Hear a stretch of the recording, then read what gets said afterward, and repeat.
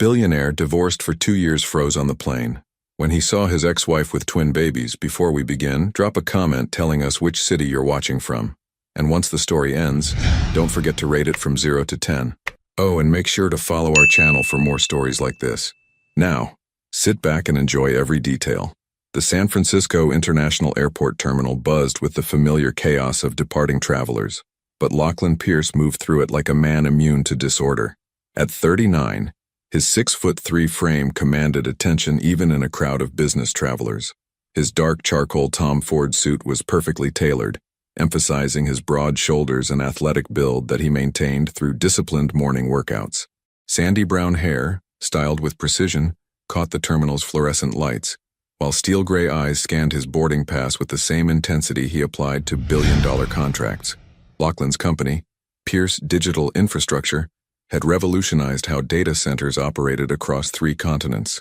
He was the kind of man who calculated risk down to the decimal point, who never made decisions based on emotion. Every move in his life was strategic, purposeful, measured. Especially the marriage he had orchestrated 4 years ago. He paused near the floor-to-ceiling windows overlooking the tarmac, his mind drifting to that October afternoon when everything changed. The media had been relentless about his playboy billionaire image, and his board of directors had grown increasingly concerned about public perception affecting their government contracts. The solution had come to him with crystalline clarity during a late-night strategy session. Marriage. But not the messy, unpredictable kind that destroyed fortunes and ruined careers. A contract marriage. Clean, professional, beneficial to both parties. The woman he had chosen was sitting 3 desks away from his corner office every day. Alawan Hart, his executive assistant for 2 years. 28 years old, with porcelain skin that seemed to glow against her auburn hair, which she always wore in a sleek, low bun. Her emerald eyes held an intelligence that impressed him, and a sadness she tried to hide behind rimless glasses. She dressed in muted colors. Charcoal blazers, navy dresses, cream blouses, always professional, never drawing attention to her naturally graceful figure. Alawan was drowning in student debt from her MBA at Stanford, working 16-hour days to afford her mother's cancer treatments. She was brilliant with logistics, anticipating his needs before he voiced them, managing his impossible schedule with quiet efficiency. But more than that, she was safe. She wouldn't expect romantic gestures or emotional declarations. She understood business. The proposal had been delivered in his office on a rainy Thursday afternoon, presented like any other contract negotiation. "I need a wife for 2 years," he had said, not looking up from his laptop screen. "The board wants stability. The media wants a story. You need financial security." Alawan had frozen in the doorway, a stack of quarterly reports in her hands. "I'm sorry, what?" "A contract marriage. 2 years. You'll receive a signing bonus of $200,000, plus a monthly allowance of $50,000. In exchange, you'll attend social functions, manage my public schedule, and maintain the appearance of a committed relationship. No emotional complications. No expectations beyond what's outlined in the agreement." He had finally looked up then, noting how her grip tightened on the reports, how her breathing became shallow, but her voice remained steady when she spoke. "And after 2 years? Clean divorce. You keep everything you've earned plus a completion bonus of $500,000. You'll have enough to start over anywhere you want." The silence had stretched between them for nearly a minute.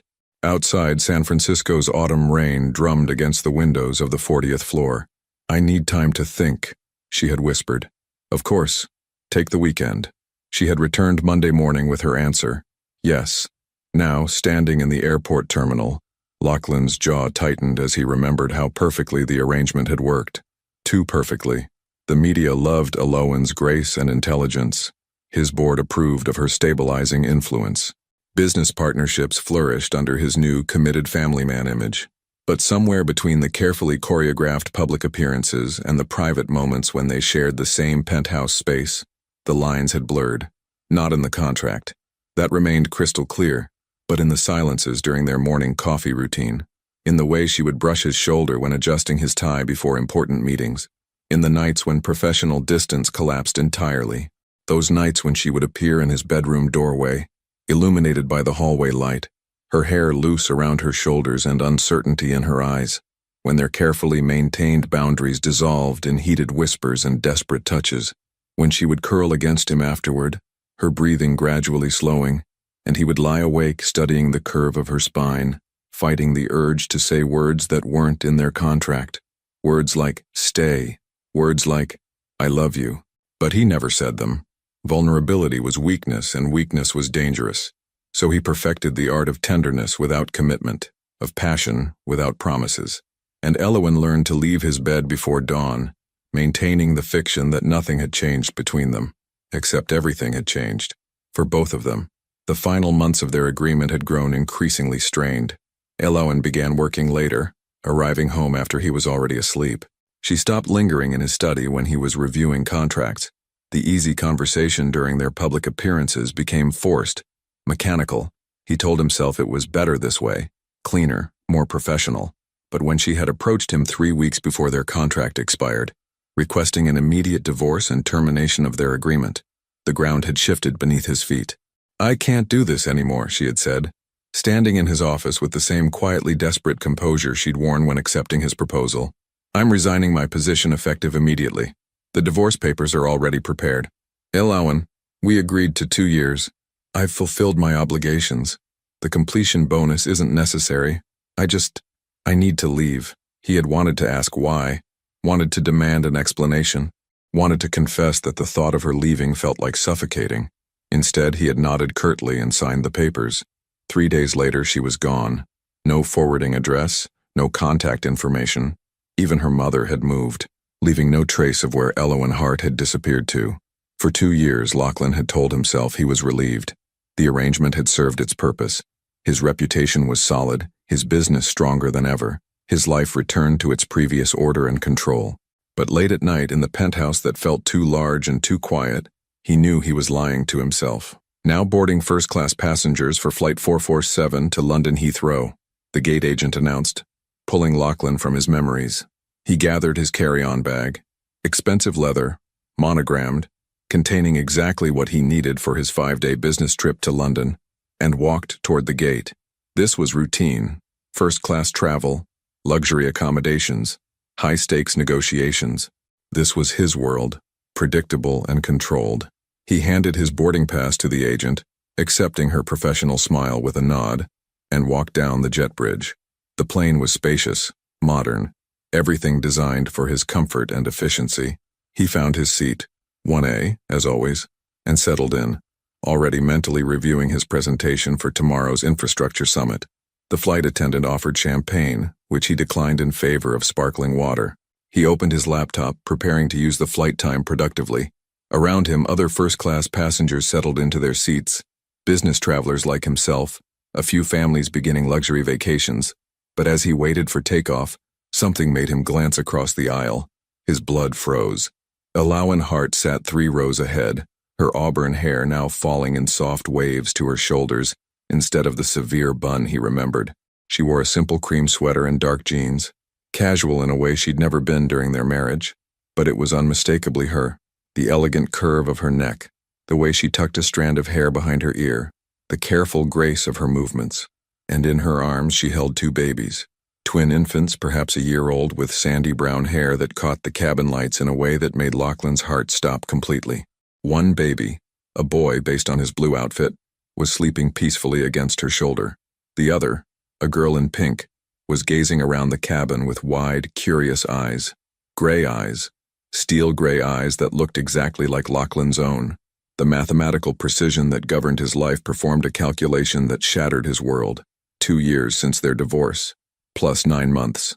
The timeline was perfect, devastating, absolute. Elowen must have felt his stare because she turned slightly, her emerald eyes meeting his across the cabin. For a moment that lasted forever, neither of them moved. No surprise crossed her features, only the quiet resignation of someone who had always known this moment would come eventually. Then she turned away, adjusting the sleeping boy in her arms, and Lachlan realized he couldn't breathe. His children, his son and daughter, 15 months old, according to his brutal mental arithmetic, walking, probably saying their first words, learning to explore the world. And he had missed every moment. The plane began to taxi toward the runway, but Lachlan couldn't focus on anything except the woman across the aisle who was gently bouncing one baby while the other dozed. Elowen, who had vanished from his life carrying the most precious secret in the world. As the aircraft lifted into the sky above San Francisco, carrying him toward a confrontation he'd never planned for, Lachlan Pierce, the man who calculated every risk, who controlled every variable, finally understood what it meant to have no control at all. What would you do if you discovered that the person you let slip away was carrying the future you didn't even know you wanted? The altitude stabilized at 37,000 feet, but Lachlan's world remained in free fall. He stared at his laptop screen, the same quarterly projection spreadsheet open for 20 minutes without a single number registering. Every few seconds, his eyes drifted to the seats ahead, where Elowen was quietly entertaining the twins. The little girl, his daughter, had begun to fuss, and Elowen's response was immediate and instinctive. She shifted the sleeping boy to one arm, while producing a small stuffed elephant from her carry-on bag. The girl's face lit up with pure joy, tiny hands reaching for the toy with the kind of uninhibited happiness that Lachlan had forgotten existed. Watching Elowen with their children was like witnessing a person he'd never met. Gone was the controlled professional woman who had managed his schedule with military precision. This Elowen moved with maternal grace, her voice soft as she whispered to the babies, her smile genuine in a way it had never been during their marriage. She looked free. The boy stirred, blinking awake with gray eyes that were unmistakably Pierce family genetics. Lachlan's throat constricted as he watched his son, look around with curious intelligence before settling back against his mother's shoulder with complete trust. Their names. He didn't even know their names. A flight attendant approached Elowen's seat. "Can I help with anything? Perhaps a bottle warming?" "No, thank you. They're fine for now." Elowen's voice carried the same measured politeness he remembered, but underneath was a weariness that hadn't been there before, the kind of bone-deep exhaustion that came from raising two children alone. Alone. Because he hadn't known they existed. Lachlan's hands clenched into fists. The rage building in his chest wasn't entirely directed at Elowen, though a significant portion was. How could she have kept this from him? How could she have disappeared, knowing she was carrying his children and never said a word? But the larger portion of his anger was reserved for himself, for the man who had been so terrified of vulnerability that he'd driven away the only woman who had ever mattered, for the coward who had hidden behind contracts and control instead of admitting that somewhere between their first business meeting and their last night together, he had fallen completely, desperately, in love. The cabin lights dimmed as the flight settled into its long journey across the Atlantic. Around them, passengers began settling in for sleep or quiet entertainment. Lachlan watched Elowen check her watch, then carefully arrange pillows and blankets to create a comfortable space for the twins. Her movements were efficient, but gentle, clearly practiced. She was a good mother. Of course she was. Elowen had always been nurturing beneath her professional exterior. He remembered how she would stay late to help overwhelmed junior associates, how she'd personally coordinate care packages for employees' sick family members, how she'd quietly paid for the office janitor's son's medical bills without telling anyone. The boy, who looked so much like Lachlan it was startling, began to whimper. Elowen immediately shifted, lifting him to check his diaper before realizing he was simply hungry. She glanced around the first-class cabin, clearly calculating whether she could nurse discreetly without disturbing other passengers. Lachlan found himself half rising from his seat before catching himself. What was he going to do? Offer help? He had no idea how to care for infants. He'd never changed a diaper, never warmed a bottle, never soothed a crying baby. He was a stranger to his own children. The thought hit him like physical pain. Elowen managed to position herself so she could feed the boy while keeping the girl entertained with quiet songs. Even from his distance, Lachlan could hear her humming, a soft, melodic tune he didn't recognize. Her voice had always been beautiful, but this was different. This was the voice of a mother singing to her children, and it contained a tenderness that had never been directed at him. His phone buzzed with an incoming email, probably about tomorrow's London meetings, but he ignored it. For the first time in his professional life, business seemed completely irrelevant. How could he think about infrastructure deals and profit margins when he'd just discovered he was a father? The financial implications alone were staggering. Child support, education costs, health care, housing. Not that money was an issue, but the principle mattered. These children were entitled to everything he could provide, and Elowen had been shouldering that responsibility alone for over a year. Where was she living? How was she supporting herself and two babies? The completion bonus from their divorce would have helped, but raising twins was expensive, especially if she was on her own. On her own. The phrase echoed in his mind like an accusation. During the darkest months after their divorce, when his penthouse felt like a mausoleum, and sleep came only with the help of expensive scotch, he'd hired private investigators to find her. Not to contact her. He'd told himself he just needed to know she was safe. But Elowen Hart had vanished as completely as if she'd never existed. No forwarding addresses, no employment records, no digital footprint. Either she'd changed her name or she'd become remarkably skilled at staying invisible. Now he understood why. She'd been protecting their children from a man who had proven himself incapable of emotional commitment. The girl began to cry, a soft, tired sound that immediately drew several passengers' attention. Elowen tried juggling both babies, but the logistics were clearly challenging in the confined airline seat. She looked exhausted, overwhelmed, and utterly alone. This time Lachlan didn't hesitate. He stood and moved toward her seat, his heart hammering against his ribs. Elowen. She looked up, and for a moment her carefully maintained composure cracked. He saw fear flash across her features. Not of him exactly, but of this conversation, this moment that had been inevitable since the day she'd left. Lachlan. Her voice was steady, but her arms tightened protectively around the babies. Could I help? He gestured awkwardly toward the crying girl. I realize I have no experience, but you look like you could use an extra pair of hands. For several heartbeats, she studied his face as if trying to read his intentions. The other first-class passengers were beginning to notice the interaction, their curious glances adding pressure to an already impossible situation. Finally, Elowen nodded. Her name is Celeste. She's just tired. Celeste. His daughter's name was Celeste. The name felt like a gift and a wound simultaneously. And him? Lachlan asked, settling into the empty seat beside Elowen. Kieran. She adjusted the boy against her shoulder. He's usually the calmer one, but flying disrupts their routine. Kieran and Celeste. Beautiful names thoughtfully chosen. Names he'd had no part in selecting. Carefully, tentatively, Lachlan reached for his daughter. Celeste looked at him with wide gray eyes, so like his own that it was almost painful, before deciding he was acceptable and settling against his chest with a soft sigh. The weight of her, the warmth, the complete trust she placed in him despite being a stranger, it unmade him entirely. This small person was half of him, created from his DNA, and she was perfect in a way that made his throat close with emotion. She likes you, Elowen observed quietly, and there was something complicated in her voice. Sadness, maybe, or regret. They're beautiful, Lachlan managed, his voice rougher than intended. Absolutely beautiful. They're good babies. Curious, smart. Kieran is already trying to walk, and Celeste loves books. She'll sit and listen to stories for an hour. The casual intimacy of her words, the everyday details of their children's personalities, hit him like a physical blow.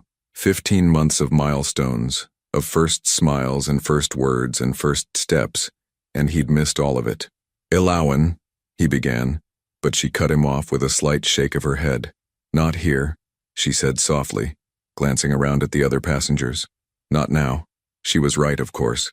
This conversation was too big, too important, too explosive for a crowded airplane. But holding his daughter, feeling her tiny fingers curl around his thumb, Lachlan knew that nothing would ever be the same. The plane flew through the night toward London, carrying 3 adults whose lives had just become irrevocably intertwined, and 2 babies who had no idea their world was about to change forever.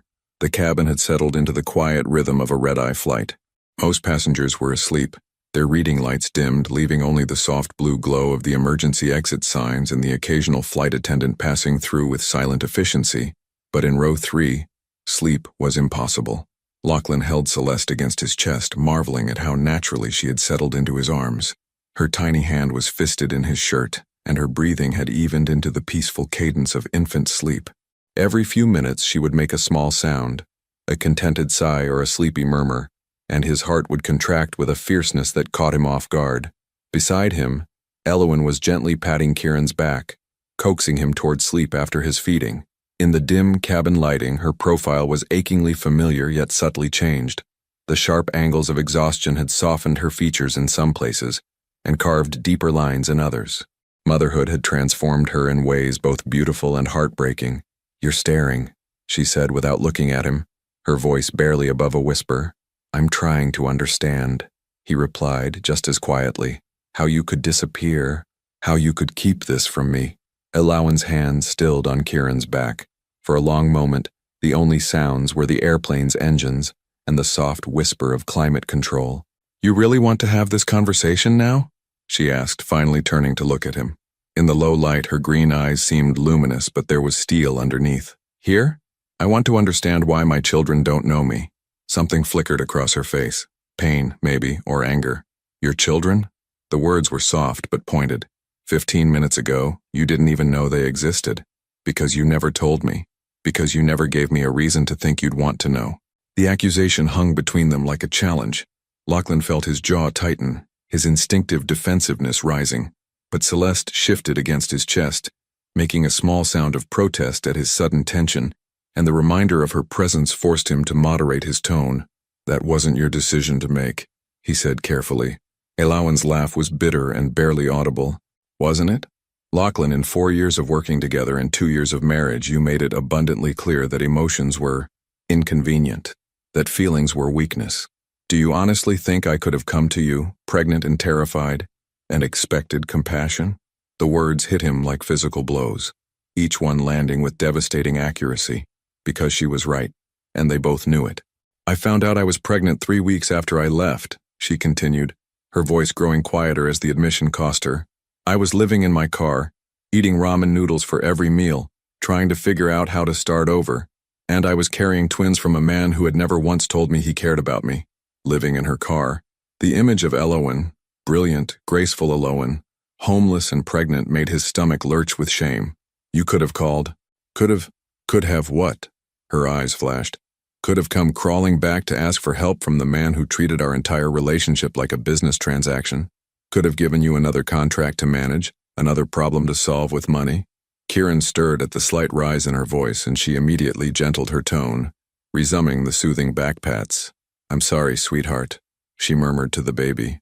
"Mama's okay." The endearment, spoken with such natural love, cut through Lachlan's defensiveness more effectively than any argument could have. This woman had spent 15 months caring for his children alone, had built a life and a bond with them that he couldn't even comprehend. "Where have you been living?" he asked quietly. Elawan hesitated, as if debating whether to answer. "Portland. I have a small apartment above a bookstore. The owner, Mrs. Chen, has been incredibly kind. She lets me bring the babies to work sometimes." "You're working in a bookstore?" The question came out more incredulous than he'd intended. "Is that beneath me?" Her tone was sharp again. "Sorry if it's not impressive enough for the ex-wife of Lachlan Pierce. That's not what I meant."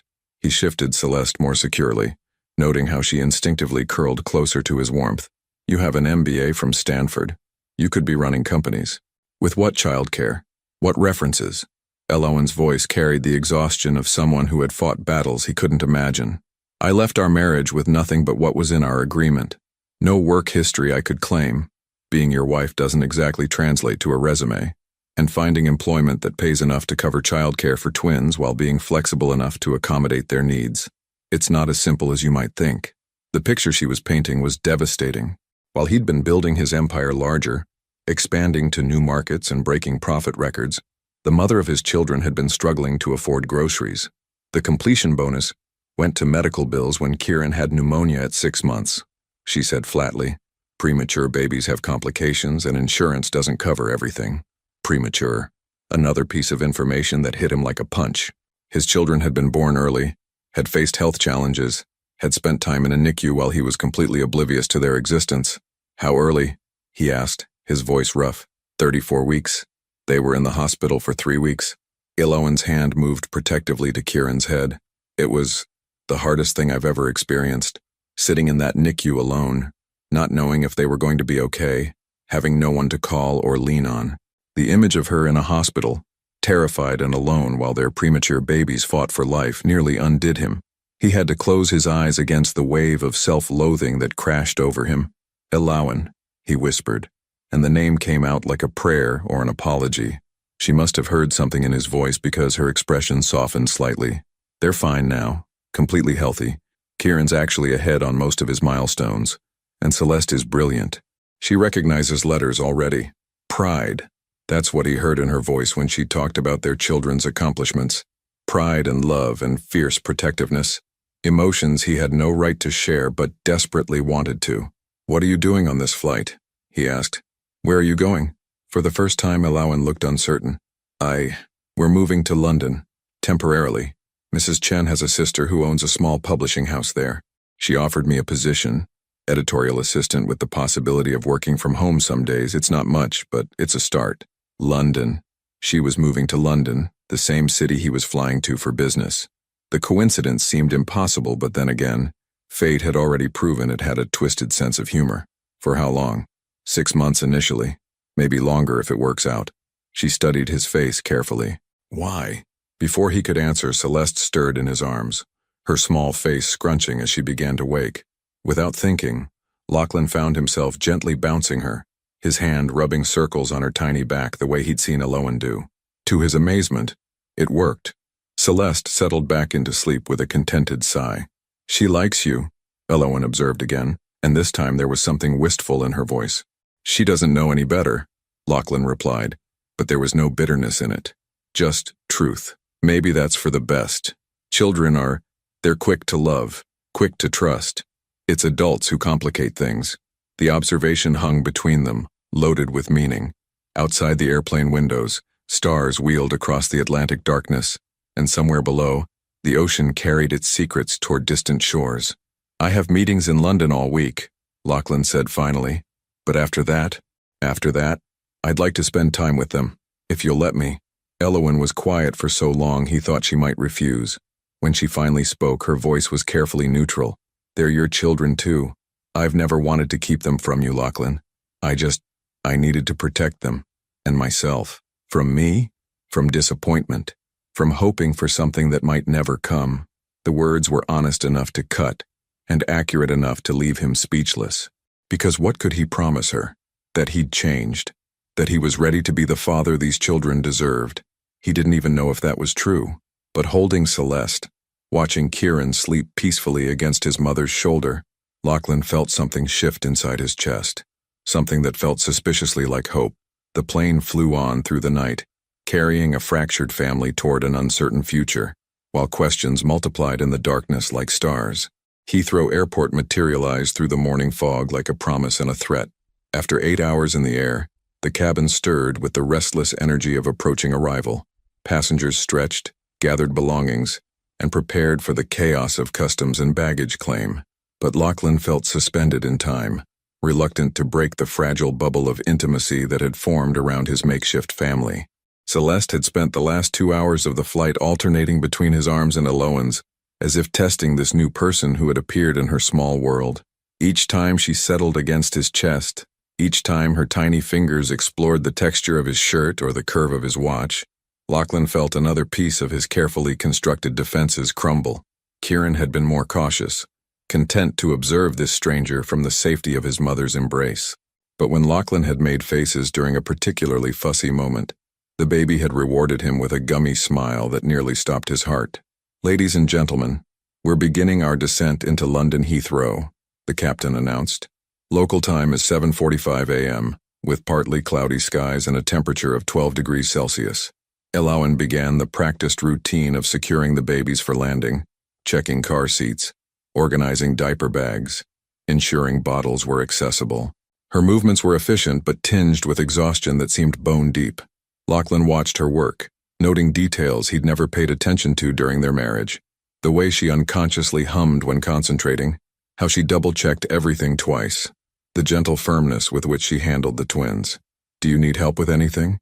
he asked as she struggled to manage both car seats while keeping the babies calm. "I've got it," she replied automatically, then caught herself. "Actually, could you hold Kieran while I get Celeste settled?"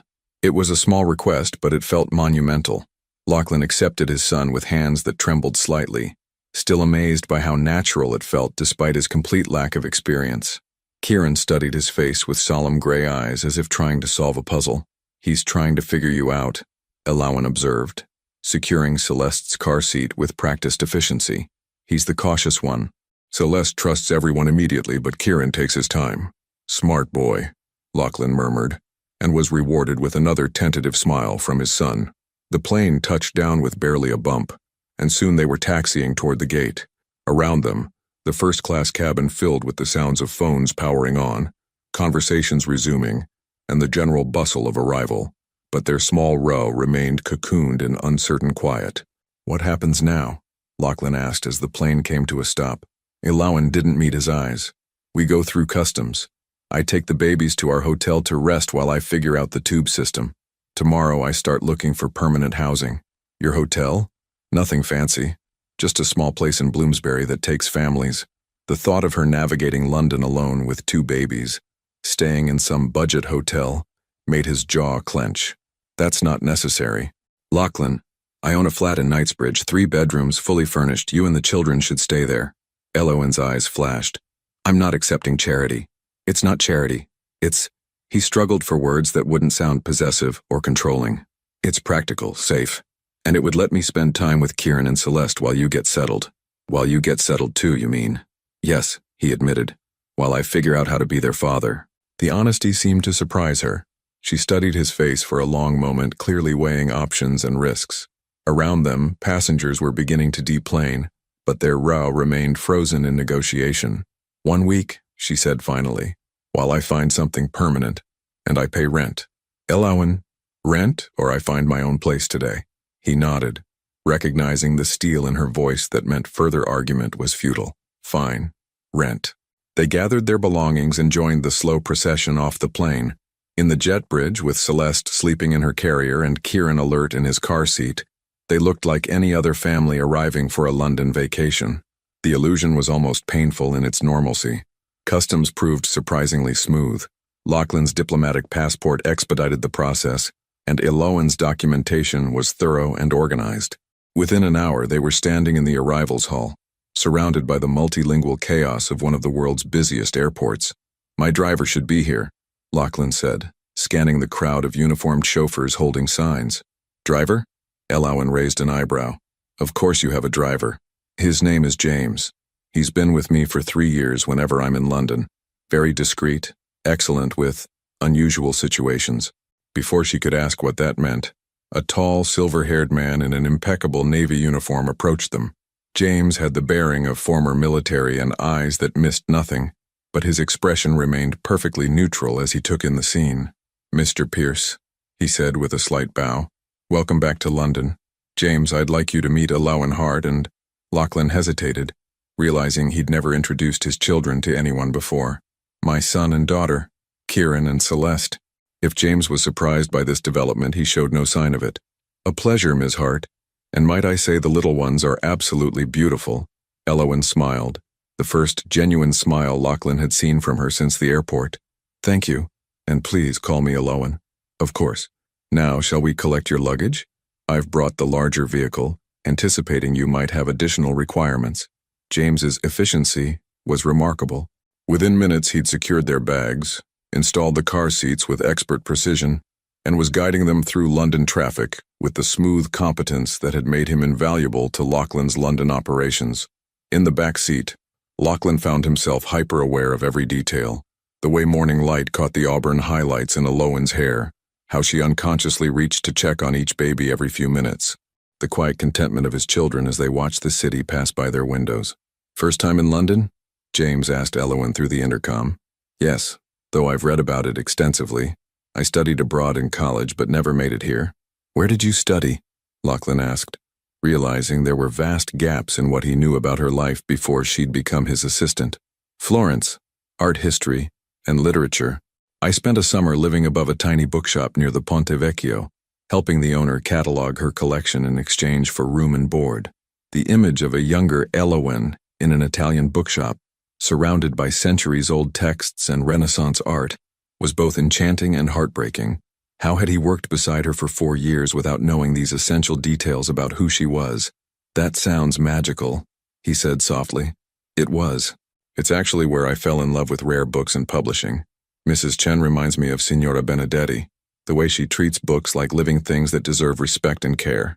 Kieran began to fuss, and Elowen automatically reached into her bag for a bottle. But the motion jostled Celeste, who had been dozing, and suddenly both babies were crying in the confined space of the car. "I'm sorry," Elowen said, trying to manage both children while trapped by her seatbelt. "They're just tired and overwhelmed." "Here," Lachlan said, unbuckling his own seatbelt and shifting to help. "I've got Celeste. For the next 10 minutes, they worked together to soothe the twins, Lachlan holding and gently bouncing Celeste while Elowen fed Kieran. It was chaotic and stressful and completely natural, as if they'd been co-parenting for years instead of hours. "You're getting better at this," Elowen observed as Celeste settled into sleep against his shoulder. "Beginner's luck." "No," she said thoughtfully. "I think you're more instinctive than you realize." The compliment, small as it was, felt like absolution. They pulled up outside an elegant Georgian townhouse in Knightsbridge, its black door gleaming in the morning light. James efficiently unloaded their luggage while Lachlan fumbled with unfamiliar car seat latches, eventually succeeding in freeing a now awake and curious Kieran. "Welcome home," he said to Elowen, then caught himself. Welcome to London." But she was staring up at the building with something close to panic. "Lachlan, I can't afford this. The rent is whatever you think is fair. This building probably costs more per month than I make in a year. Then you'll pay what you can and I'll consider the rest an investment in my children's safety and comfort." Before she could protest further, the front door opened to reveal Mrs. Harrison, the building's concierge, a formidable woman in her 60s who managed Lachlan's flat with military precision. "Mr. Pierce," she said warmly, then her eyes shifted to Elowen and the babies. "And you must be our new residents. How wonderful. I've prepared the flat with everything I thought you might need for the little ones." Lachlan blinked in surprise. He'd called ahead to say he was bringing guests, but he hadn't specified. James mentioned there would be babies. "Mrs. Harrison explained with a knowing smile. "I took the liberty of arranging cribs, a high chair, some basic supplies. I hope that's acceptable." Looking at Elowen's stunned expression, at his children taking in their new surroundings with wide eyes, at this community of people who had instantly mobilized to welcome his family, Lachlan felt something shift in his chest. For the first time in his adult life, his carefully controlled world was spinning into beautiful chaos, and he was discovering he didn't want to stop it. The Knightsbridge flat was a testament to understated luxury. Floor-to-ceiling windows overlooking Hyde Park, cream silk wallpaper, antique furniture that whispered of old money and older taste. But as Elowen stepped inside carrying Celeste, the opulence felt more like an accusation than a welcome. Mrs. Harrison had indeed thought of everything. The spare bedroom had been transformed into a nursery with matching cribs, a changing station, and shelves lined with age-appropriate toys. The kitchen gleamed with new high chairs, bottle warmers, and enough baby supplies to stock a small store. "This is too much," Elowen whispered, setting Celeste's carrier down carefully. "It's practical," Lachlan replied, though even he seemed overwhelmed by the thoroughness of the preparations. "Mrs. Harrison is efficient."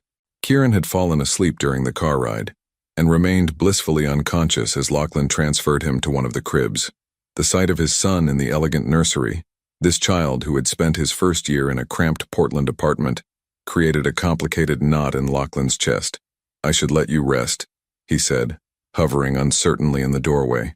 "I have meetings starting at noon, but I could cancel." "Don't." Elowen's voice was sharp with exhaustion. "We need time to adjust, and you need time to think about whether this is really what you want." "What I want?" "Children change everything, Lachlan. Not just your schedule or your living space. Everything. Your priorities, your sleep, your freedom, your heart. And once you're in their lives, you can't take it back without devastating them." The warning hit him like a challenge. "You think I'm going to walk away? I think you've never had to put anyone else's needs before your own. And I think when you realize what that actually means, the 3 a.m. feedings, the tantrums, the way they'll need you even when it's inconvenient, you might discover this isn't the life you want." Before he could respond, Celeste woke with a sharp cry that quickly escalated to a full wail. Elowen moved immediately to soothe her, but the baby was inconsolable, her tiny face red with distress. "She's overstimulated," Elowen explained, bouncing Celeste gently. "New place, new smells, disrupted routine. This might take a while."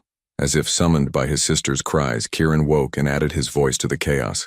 Within minutes, both babies were screaming with the particular intensity that only overtired infants could achieve. Lachlan watched Elowen try to manage both children, her movements growing more frantic as nothing seemed to work. Dark circles shadowed her eyes, and her hands shook slightly with fatigue. "Let me help," he said, reaching for Kieran. "You have meetings." "Forget the meetings." The next 3 hours were a masterclass in humility. Every time they managed to calm one baby, the other would start crying. Kieran rejected every bottle Lachlan offered, seeming to sense his inexperience. Celeste refused to be put down, clinging to Elowen with desperate fingers. By the time both children finally fell into exhausted sleep, Lachlan felt as though he'd run a marathon. His expensive shirt was stained with spit-up, his hair disheveled, and his usual composure completely shattered. Elowen collapsed onto the sofa, her head falling back against the cushions. "Welcome to parenting," she said with dark humor. "This was actually a good day. You should see them when they're teething." Lachlan sank down beside her, careful to maintain distance but close enough to study her profile. "How do you do this alone? You adapt. You learn to function on 2 hours of sleep. You discover reserves of patience you didn't know existed." She turned to look at him. "You also cry a lot, especially in the beginning. I'm sorry. For what? For not being there. For making you face this alone. For being too much of a coward to realize what I was losing when you left." Elowen was quiet for a long moment, her green eyes searching his face.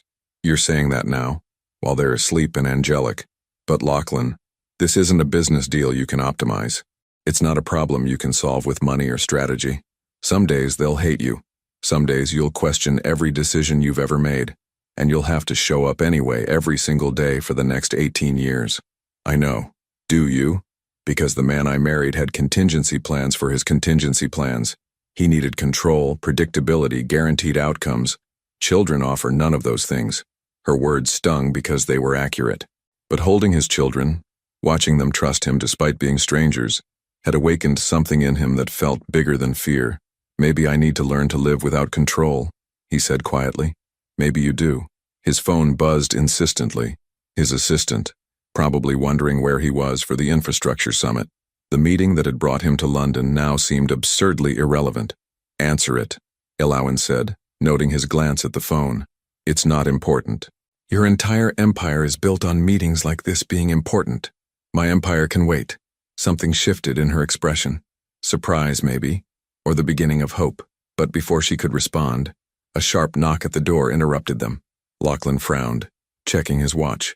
Mrs. Harrison wouldn't disturb them without calling first, and he wasn't expecting anyone. The knock came again, more insistent. Lachlan moved to answer it, but froze when he heard a familiar voice calling through the door. "Lachlan, I know you're in there. We need to talk." Elowen sat up straighter. "Who is that?" Lachlan's jaw clenched. "Victoria Ashworth, my former business partner." "Former? We ended our partnership 6 months ago. She also..." He hesitated, the admission awkward. "We had a brief relationship after you left. It didn't end well." The knocking became pounding, accompanied by Victoria's voice rising with frustration. "Lachlan Pierce, open this door right now or I'm calling the tabloids about your mysterious family." Elowen went pale. "She knows about the children? I don't know how she could..." "Lachlan!" Victoria's voice carried the edge of hysteria. "I saw the photos from Heathrow. You and some woman with babies. After everything you put me through, after you told me you were incapable of commitment. You have children." The babies stirred at the shouting, Kieran beginning to whimper. Elowen immediately moved to comfort him, but her eyes were wide with panic. "Make her leave," she whispered urgently. Lachlan moved toward the door, his mind racing. Victoria Ashworth was brilliant, vindictive, and well-connected. If she'd seen them at the airport, if she had photographs. "Victoria," he called through the door, keeping his voice level. "This isn't a good time." "Oh, I bet it isn't. You lying, manipulative bastard. Do you have any idea what I went through when you dropped me? The humiliation? And now I find out you've been playing happy families while I..." Her voice broke, and Lachlan realized with sinking dread that Victoria wasn't just angry, she was unhinged. Behind him, both babies were now crying, triggered by the shouting and the tension in the room. Elowen looked trapped, overwhelmed, like she wanted to grab her children and run. "I should go," she said, bouncing Kieran frantically. "Take the babies somewhere safe while you handle this." "No." The word came out fiercer than he'd intended. "You're not running because of her. Lachlan, if this woman has connections to the media, if she can hurt the children, she won't hurt anyone." He moved toward the door with grim determination. "I'll handle Victoria." But as he reached for the handle, Victoria's voice rang out with vicious clarity. "I hope they're worth it, Lachlan, because by tomorrow morning, the whole world is going to know that the great Lachlan Pierce has been hiding his secret family." The threat hung in the air like poison, and Lachlan realized their fragile peace had just shattered completely. Lachlan opened the door just wide enough to step into the hallway, pulling it shut behind him to shield his family from what was about to unfold. Victoria Ashworth stood before him like a vision from his worst nightmares. Impeccably dressed in a charcoal Armani suit, her platinum blonde hair swept into a perfect chignon, but her usually composed features twisted with rage and something darker. She was beautiful in the way that expensive things were beautiful. Flawless, polished, and utterly cold. Utterly. At 35, Victoria had built her own tech empire through a combination of brilliant strategy and ruthless ambition. She was also the only woman who had ever made Lachlan feel like he was the one being hunted rather than the hunter. Victoria.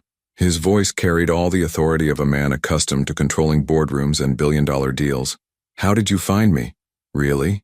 Her laugh was sharp as broken glass. You think you can just disappear with your secret family and I wouldn't notice? I have contacts at every major airport in Europe, Lachlan.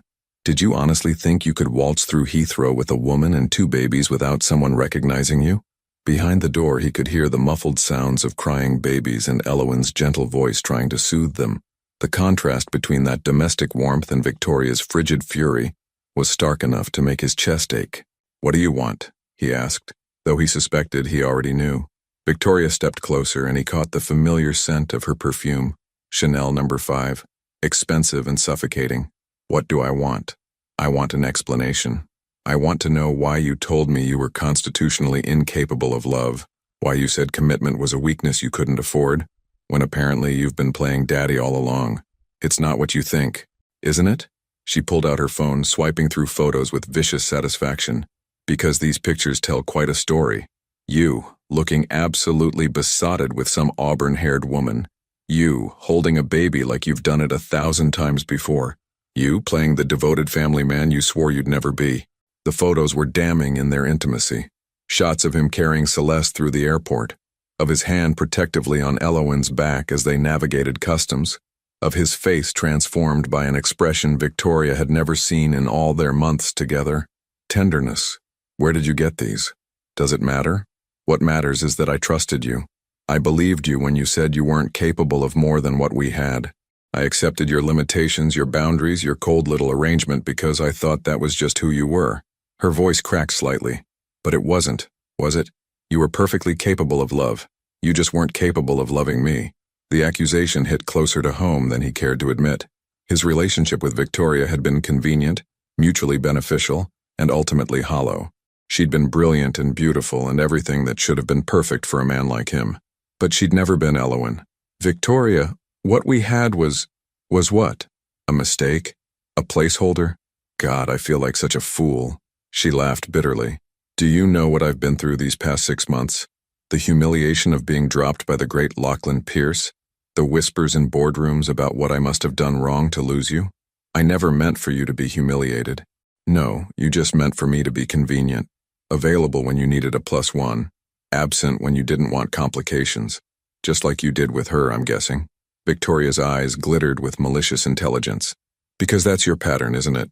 Keep women at arm's length, use them for what you need, then discard them when they become inconvenient. You don't know anything about Elowen. Elowen. Victoria repeated the name like it tasted bitter. Pretty name. Very ethereal. And those babies. They're yours, aren't they? I can see it in your face, in the way you held them. When did this happen? Was she pregnant when you were still with me? No. The word came out sharp as a blade. Elowen and I, it's complicated. Oh, I'm sure it is, but here's what's not complicated, those photos, the story they tell, and the fact that by morning, every tabloid in London is going to have them. Lachlan felt ice settle in his veins. You wouldn't. Wouldn't I? Victoria's smile was predatory. You have no idea what I'm capable of when I've been betrayed, Lachlan. You think you know me because we shared a bed for 6 months? You don't know me at all. The door behind him opened slightly, and Elowen appeared in the gap, Kieran in her arms and exhaustion written across her features. Lachlan, I'm sorry to interrupt, but Celeste won't stop crying and I think she's running a fever. Victoria's eyes zeroed in on Elowen with laser focus, taking in every detail. The natural beauty that needed no enhancement, the maternal grace, the way she looked at Lachlan with a combination of trust and wariness that spoke of complicated history. So you're the famous Elowen, Victoria said with false sweetness. The woman who managed to accomplish what no one else could. turning the ice-cold Lachlan Pierce into a devoted father.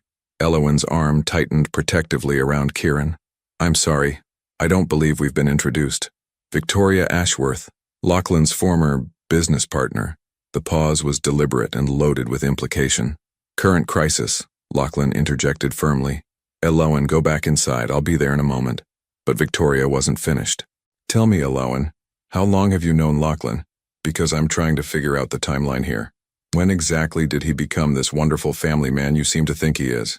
Victoria, enough. Lachlan's voice carried a warning that would have silenced most people. Victoria ignored him completely. Because the man I knew was incapable of genuine emotion. Charming, yes. Passionate, absolutely. But love? Commitment? The kind of devotion that creates families? She laughed cruelly. That man didn't exist. So either you've performed some kind of miracle, or you're about to learn some very painful truths about the father of your children. Elowen went very still, and Lachlan could see the fear creeping into her eyes. Not fear of Victoria, but fear that these venomous words might contain some element of truth. What does she mean? Elowen asked quietly. She means nothing. She's angry and trying to cause trouble. Am I? Victoria pulled out her phone again. Because I have 6 months of messages here, Elowen. Messages where Lachlan explained in great detail why he could never be what I wanted, why emotional attachments were weakness, why he had no interest in children or family, or any of the things normal people value. Show her, Victoria continued, scrolling through her phone. Show her the text where you said, and I quote, "Love is a luxury I can't afford and a risk I won't take." Or this one, "Children represent chaos and unpredictability, everything I've spent my life avoiding." Each quoted message hit Elowen like a physical blow. Lachlan watched the color drain from her face, watched her hold Kieran closer, as if shielding him from the poison Victoria was spilling. Those messages were what? Lies? Jokes? Victoria's voice rose. Because they seemed pretty sincere when you were explaining why you were ending our relationship, when you were telling me that I was asking for something you were constitutionally incapable of giving. Kieran began to cry, sensing his mother's distress, and from inside the flat came the sound of Celeste's escalating wails. Elowen looked overwhelmed, trapped between the chaos inside and the venom outside. I have to go, she whispered, backing toward the door. The babies need... Of course, Victoria said with false sympathy. Run along and take care of your children. But Elowen, you might want to ask yourself what changed Lachlan's mind about family, because in my experience men like him don't change. They just get better at pretending. The door closed behind Elowen with a soft click that sounded like judgment. Lachlan was left alone in the hallway with Victoria and the wreckage of words that couldn't be taken back. Satisfied? He asked, his voice deadly quiet. Not even close. Victoria's smile was sharp as winter. I want you to suffer the way I did. I want you to lose everything that matters to you the way you took everything that mattered to me. I never promised you anything. No. But you promised her something, didn't you? Otherwise, why would she be here? Why would she trust you with those babies? Victoria leaned closer, her voice dropping to a whisper. What happens when she realizes that the devoted father act is just that? An act? What happens when you revert to type and destroy another woman who was foolish enough to believe in you? You don't know what you're talking about, don't I? Because from where I'm standing, it looks like you're about to break that poor woman's heart all over again. And when you do, I'll be there to document every moment of it. Victoria turned toward the elevator, pausing to deliver her final blow. Oh, and Lachlan, those photos will be in tomorrow's papers whether you cooperate or not. But if you want to control the narrative, if you want to protect your little family from the worst of it, you'll call me, because I'm the only one who can make this story go away. The elevator doors closed on her satisfied smile, leaving Lachlan alone in the hallway with the taste of ash in his mouth and the sound of his children crying through the door. Everything Victoria had said was true. He had written those messages, had meant them when he sent them. The man who had told Victoria Ashworth that love was weakness was the same man now standing outside a flat where his family waited, broken and afraid. And for the first time since he'd seen Elowen on that airplane, Lachlan wondered if she might be better off without him after all. Lachlan stood outside the door for a full minute, listening to the chaos within, and trying to find the courage to face what he'd destroyed. The crying had intensified, both babies now wailing in the particular way that signaled complete overwhelm. Through the door, he could hear Elowen's voice. strained and desperate as she tried to soothe them. When he finally entered, the scene that greeted him was heartbreaking. Elowen sat on the floor of the living room, Kieran in her arms while Celeste lay on a blanket beside her, both children red-faced and inconsolable. Elowen herself looked close to tears, her hair disheveled and her hands shaking slightly as she rocked back and forth. "They can sense it," she said without looking up at him. "Children always know when something's wrong. They feel our stress, our fear, She swallowed hard. Our doubts. Lachlan knelt beside them, reaching for Celeste. His daughter turned toward him instinctively, her cries softening slightly at his touch, but her little body remained tense with anxiety. "Elowen, what Victoria said, was it true?" Her voice was steady, but when she finally looked at him, her green eyes held a pain that cut him to the bone. "Those messages she quoted, did you really say those things?" The silence stretched between them, broken only by the baby's gradually quieting sobs. Lachlan could lie, could claim Victoria had fabricated everything, but he'd already caused enough damage with dishonesty. "Yes," he said quietly. "I said those things." Elowen closed her eyes as if absorbing a physical blow. "When? 6 months ago, when I ended things with her. 6 months after I left you?" "Yes." Kieran had stopped crying and was now watching his parents with solemn gray eyes, as if he understood the gravity of the conversation happening around him. Celeste had settled against Lachlan's chest, her tiny fist gripping his shirt with surprising strength. "So you moved on that quickly?" Elowen said, her voice carefully neutral. "Found someone new, had a relationship with her." It wasn't like that." "What was it like then?" Lachlan struggled to find words that wouldn't sound like excuses. "Victoria and I were business partners. The relationship was convenient, mutually beneficial. She understood that it wasn't emotional. Until she wanted more." "Until she wanted more," he confirmed. "And that's when you told her that love was weakness, that children were chaos you'd spent your life avoiding." Elowen's voice grew quieter with each word. "Did you mean it?" "I thought I did. You thought you did." She repeated the words as if testing their weight. "And now? Now that you've discovered you have children, that you've been forced into this situation, what do you think now?" The question hung between them like a challenge. Around them, the elegant flat seemed to mock the simple honesty of the moment. All this luxury couldn't buy him the right words to repair what had been broken. "I think," Lachlan said carefully, "that I was scared. I think I built my entire identity around control and success because those were the only things that felt safe. And I think when you left, when I realized what I'd lost, I became even more committed to that lie because the alternative was admitting I'd destroyed the best thing in my life." Elowen shifted Kieran to her other arm, the movement causing him to fuss slightly. "But you didn't come after me." "No, you didn't try to find me." "I did." The admission surprised them both. "I hired investigators. For 3 months I had teams looking for you, but you'd vanished completely. So you gave up. So I told myself it was for the best, that you were better off without me, that I'd only hurt you more if I tried to drag you back into my life. And then you found Victoria." The name fell between them like a stone into still water, creating ripples of pain and regret. Lachlan watched Elowen's face carefully, noting the way her jaw tightened, the way she unconsciously pulled Kieran closer. "Victoria was a mistake," he said finally, "a way of proving to myself that what we had was replaceable, that I could function without needing anyone. Did it work?" For a while, he paused, watching Celeste's peaceful face as she dozed against his chest. "Until it became clear that she wanted something real, and I realized I couldn't give her what I'd already given to someone else." Elowen's eyes snapped to his. "What do you mean?" "I mean that every night I spent with Victoria, I was thinking about you. Every conversation, every touch, every moment. I was comparing it to what we'd had and finding it wanting. She deserved better than that. You both did. So you ended it. I ended it. Badly. Cruelly. I told her all those things about love and children and emotional attachment because I was trying to convince myself as much as her. I was trying to build walls high enough that no one could get through them again." Kieran had fallen asleep in Elowen's arms, his tiny face peaceful despite the turmoil surrounding him. She looked down at their son with an expression of infinite tenderness before speaking. "Do you know what the worst part was?" she asked quietly. "When I found out I was pregnant, the first thing I felt wasn't fear or panic, it was joy. Pure, overwhelming joy because I was carrying your children, because some part of you would always be with me."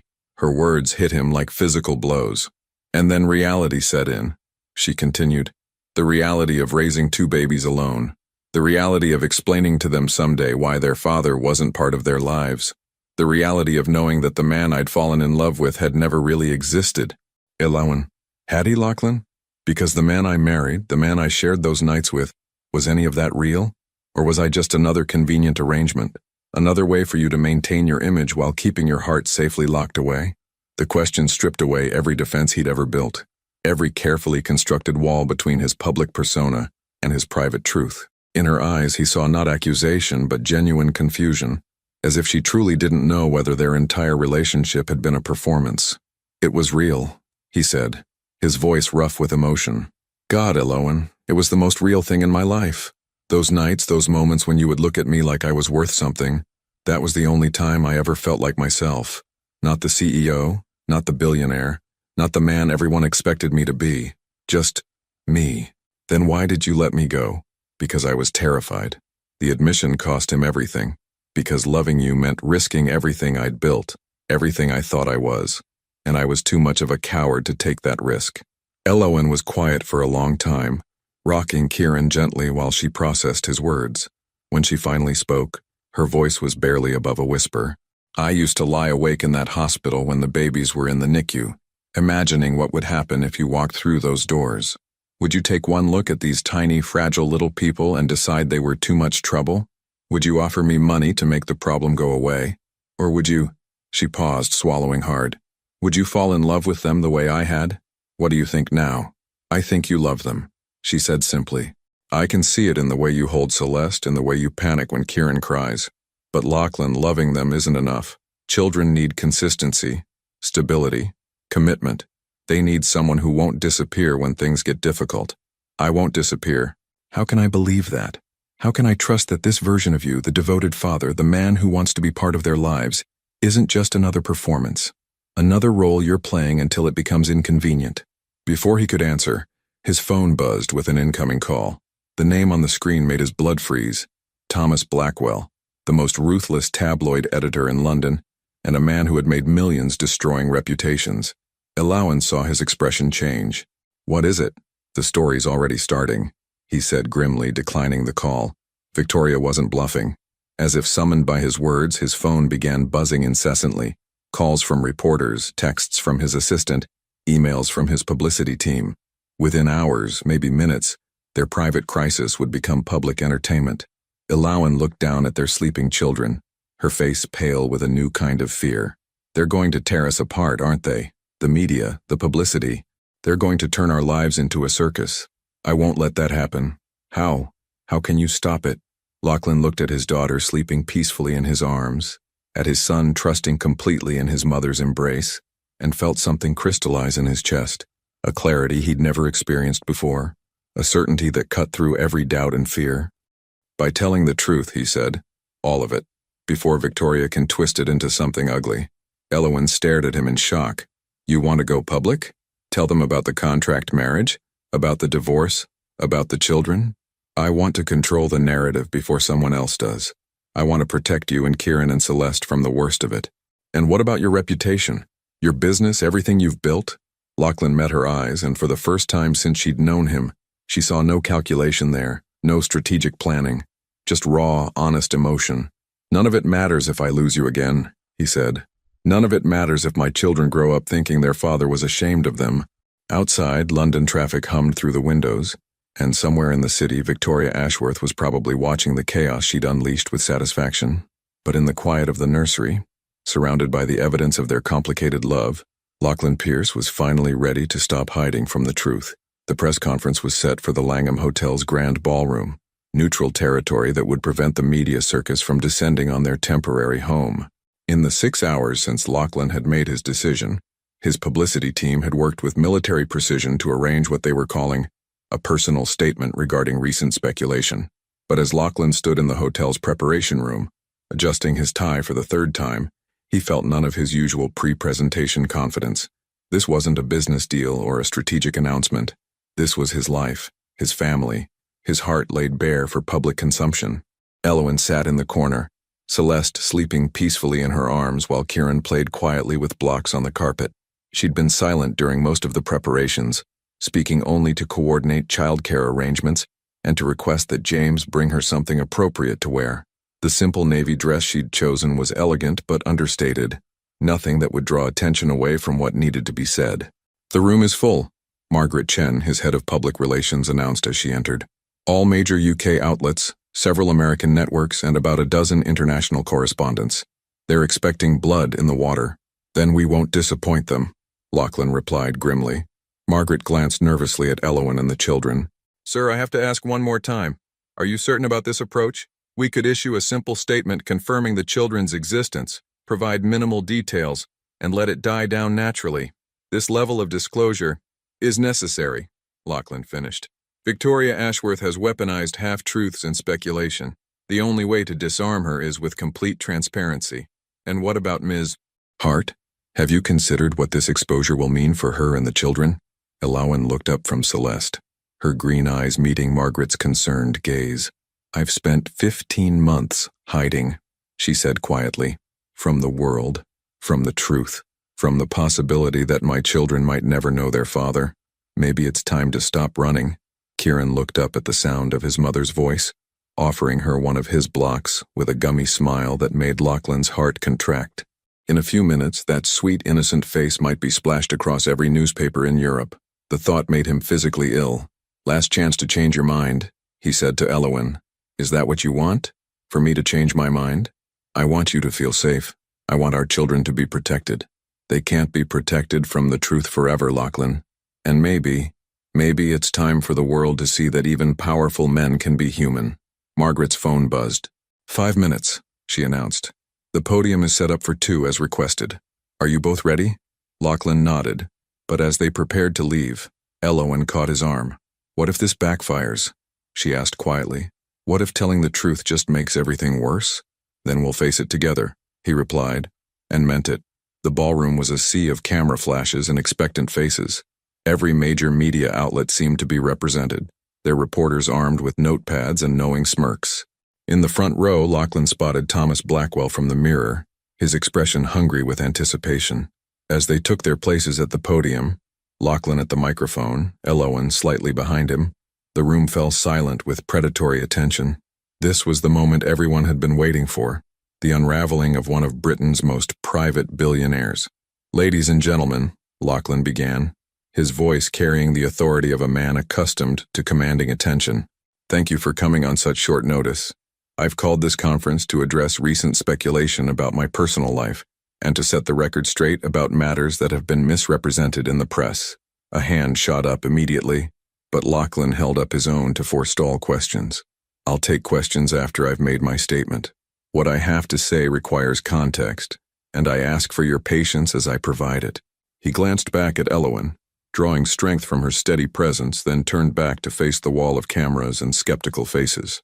4 years ago, I made a business proposition to my executive assistant, Elowen Hart.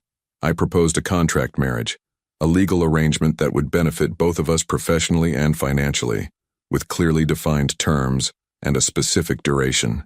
The room erupted in murmurs and camera clicks. This wasn't what they'd expected. Most had assumed some sort of secret love affair or hidden scandal.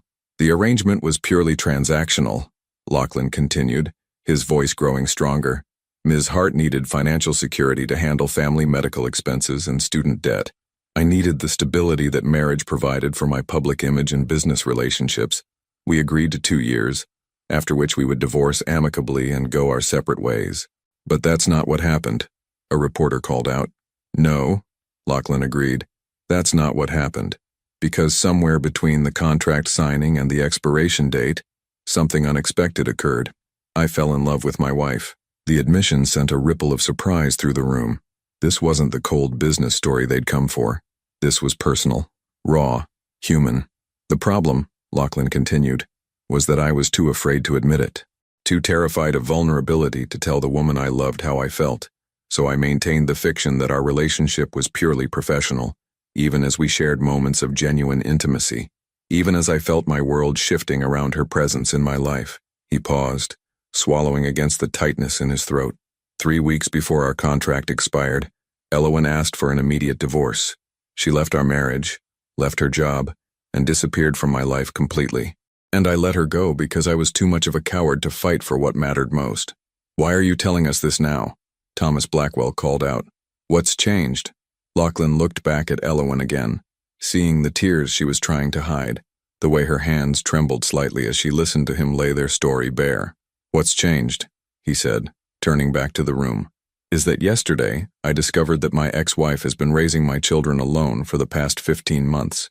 Twin babies, a son and daughter, who were born after our divorce, who have spent their entire lives not knowing their father existed.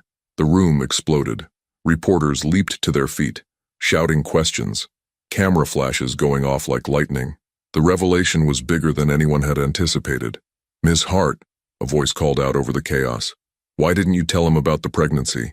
Elowen stepped forward to the microphone, her voice soft but clear enough to cut through the noise. Because, she said, I was afraid he would see them as another contract to manage, another problem to solve with money rather than love, and because I couldn't bear the thought of my children growing up feeling like obligations rather than blessings. Are you together now? Another reporter shouted. We're... Elowen glanced at Lachlan, uncertainty flickering across her features. We're learning how to be parents together. Learning whether the love we shared was real enough to build a family on. Mr. Pierce? Thomas Blackwell stood, his voice carrying over the crowd. Sources suggest this reunion wasn't entirely voluntary, that you were forced into this situation by circumstance rather than choice. How do we know this isn't just another business arrangement? The question hung in the air like a challenge. This was the moment of truth, the chance to retreat into safe, sanitized responses or to risk everything on honesty. Lachlan looked out at the room full of skeptical faces, then back at Elowen, who was watching him with something like hope in her eyes. You want to know if this is real? He asked, stepping away from the podium to stand beside her. You want to know if my feelings for this woman and our children are genuine? He took Elowen's hand, feeling her fingers tremble in his. 4 days ago, I thought I had everything a man could want. Money, power, success, respect, I thought I was complete. But holding my daughter for the first time, watching my son smile, seeing the woman I love struggle alone with burdens I should have shared, I realized I've been living half a life. His voice grew stronger, more certain. I realized that all the money in the world can't buy you the sound of your child laughing. All the power in the world can't give you the peace of knowing you're exactly where you belong. And all the success in the world means nothing if you're too afraid to admit that you need someone more than they need you. He turned to face Elowen fully, no longer caring about the cameras or the reporters or the story this would become. I love you, he said, loud enough for everyone to hear but speaking only to her. I loved you when we were married. I loved you when you left. And I love you now. I love our children with a fierceness that terrifies me. And if you'll let me, I want to spend the rest of my life proving that this time, I'm brave enough to choose love over fear. The room had gone completely silent. Even the cameras had stopped clicking. In that moment, there was only Lachlan and Elowen and the truth hanging between them like a bridge across an impossible chasm. Tears were streaming down her face now, and her hand tightened in his. You terrible, wonderful man, she whispered, just loud enough for the microphones to catch. You couldn't have said that privately. I've spent too much of our relationship hiding in private, he replied. I wanted the whole world to know that Elowen Hart and our children are the most important thing in my life. The room erupted again, but neither of them was paying attention anymore. Because in the middle of a media circus, surrounded by strangers and cameras and the weight of public scrutiny, they had finally found their way back to each other. And this time, Lachlan wasn't going to let fear make him lose her again. The aftermath of the press conference hit like a tsunami. Within hours, their story dominated every news cycle from London to New York. Pierce's family was trending globally, with reactions ranging from romantic admiration to cynical skepticism. But in the quiet sanctuary of the Knightsbridge flat, none of the outside noise mattered as much as the conversation that still needed to happen. Elowen sat on the nursery floor, watching Kieran and Celeste play with the expensive toys Mrs. Harrison had provided. Both children seemed blissfully unaware that their faces were now splashed across newspapers worldwide, their innocent smiles captured by telephoto lenses as they'd been carried from the hotel. Do you regret it? Lachlan asked from the doorway, his voice carefully neutral. She looked up at him, this man who had just upended his entire carefully constructed life for her and their children. He'd changed out of his press conference suit into jeans and a simple gray sweater, but he still carried the tension of someone waiting for judgment. Which part? She asked. The press conference? The truth? Or falling in love with you in the first place? Any of it. All of it. Elowen considered the question while Celeste crawled over to her, pulling herself up on unsteady legs to demand attention. Their daughter had been particularly clingy since the chaos began, as if sensing the emotional upheaval around her. I regret that it took this long, she said finally. I regret that we wasted 2 years being afraid of what we felt. I regret that our children's first public appearance was at a press conference, instead of at a park or a playground like normal families. But I don't regret the truth, and I don't regret loving you, even when it nearly destroyed me. Lachlan stepped into the room, sitting cross-legged on the floor beside them with an unconscious grace that would have surprised his business associates. Kieran immediately crawled toward him, fascinated by this person who was becoming less of a stranger with each passing hour.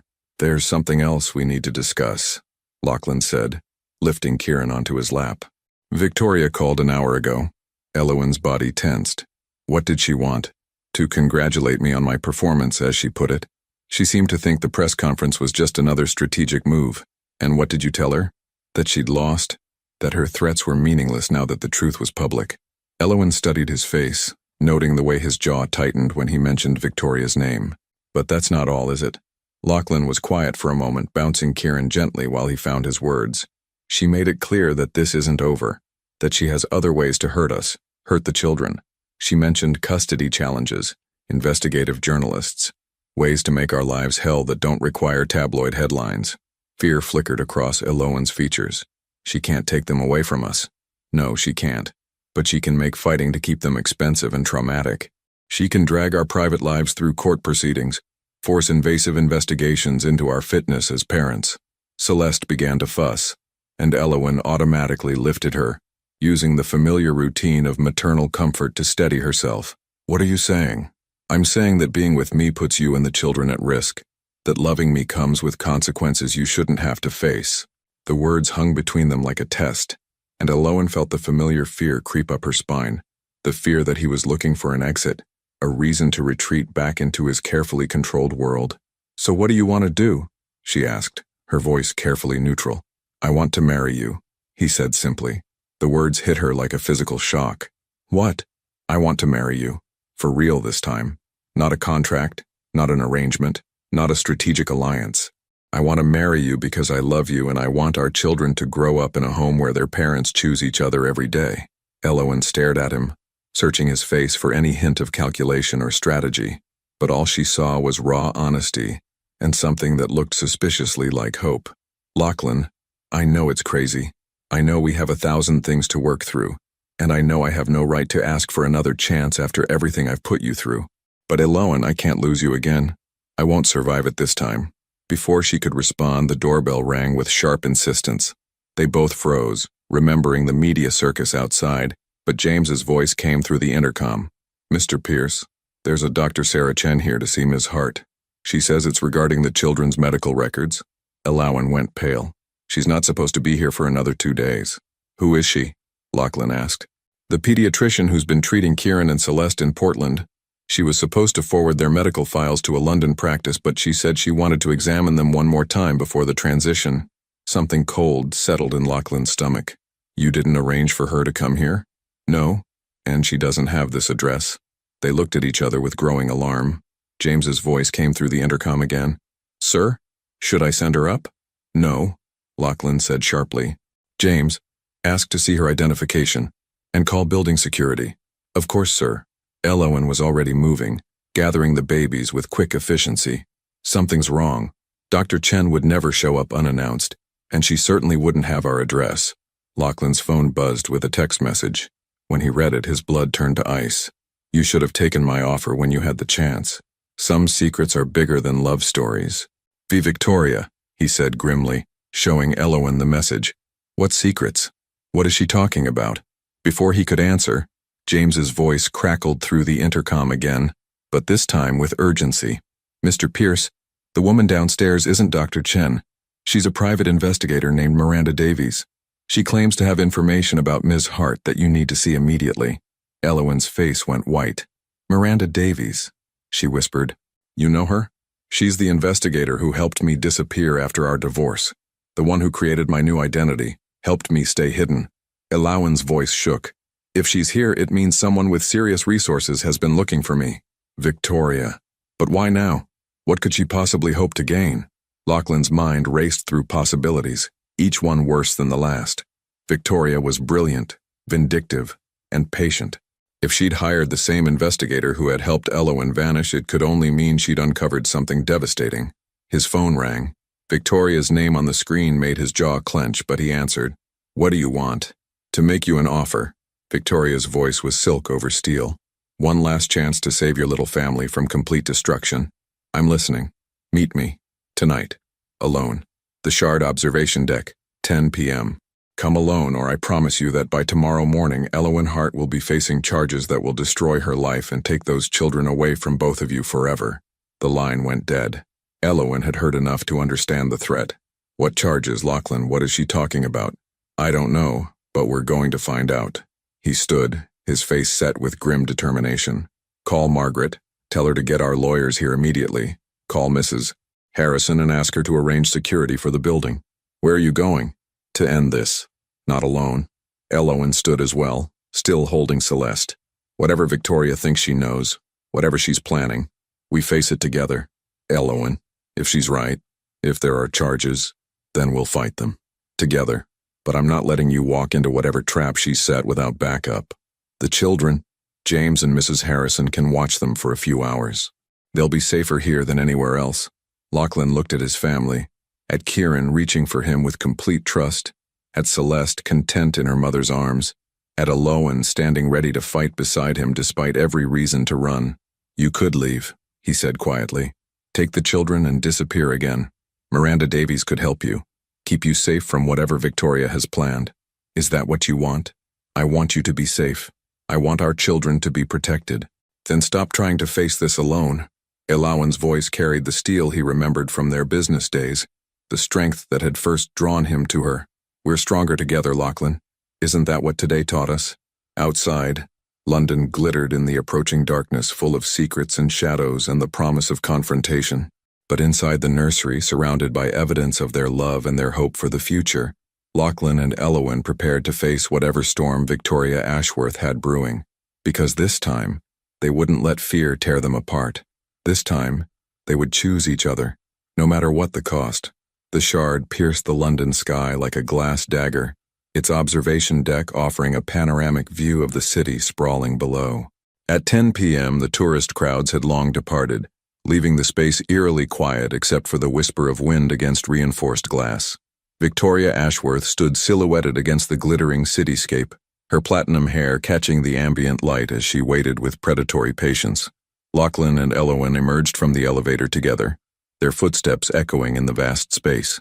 They'd left the children with James and Mrs. Harrison, surrounded by security that would make Fort Knox envious. But no amount of protection could shield them from whatever truth Victoria was about to unleash. "I told you to come alone," Victoria said without turning around. "And I told you that we're done playing by your rules," Lachlan replied, his voice carrying across the observation deck. Victoria finally turned, and in the ambient lighting, her beauty was sharp as winter, all elegant angles and calculated perfection. But her eyes held a darkness that spoke of obsession and barely controlled rage. How touching. The devoted couple, ready to face anything together. Her smile was razor-sharp. "I wonder if that unity will survive what I'm about to tell you." "Just say what you came to say," Elowen said, her voice steady despite the fear Lachlan could feel radiating from her. "Oh, I will. But first, let me set the stage." Victoria moved to one of the floor-to-ceiling windows, gesturing at the city below. "Do you see that building there? The one with the red lights? That's the Children's Protection Service's headquarters.